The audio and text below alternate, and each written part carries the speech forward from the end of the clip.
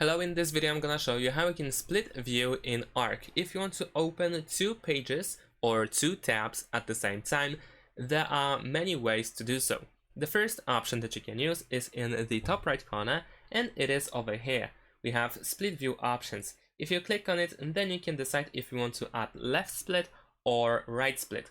If you choose left split, then over here now you will need to enter a new address, and then if you do that, it will open on the left side. You can also close the split view by simply closing a page like so. Now at the same time, let me quickly reopen. This time I'm gonna show you how it looks like on the right side. There we go, it's pretty similar.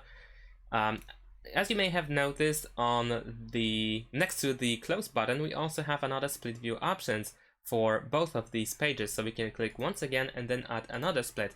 So we are not restricted to only two pages at the same time, but we can add more, as you can see over here. Now let me quickly close all of them.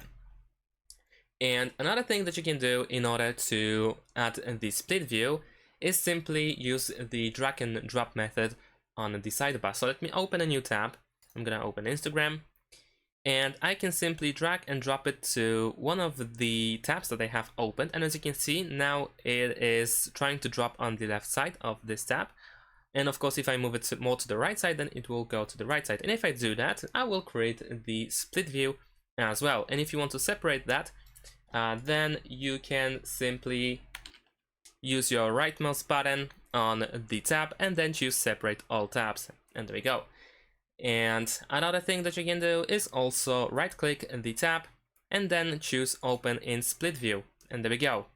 So now I have two pages opened, one that I had already opened and the other that I used right click on. Another thing that you can do in order to create a split view is use Ctrl, Shift and plus. By doing so, we will open the split view once again. We can, for instance, open the Gmail. There we go.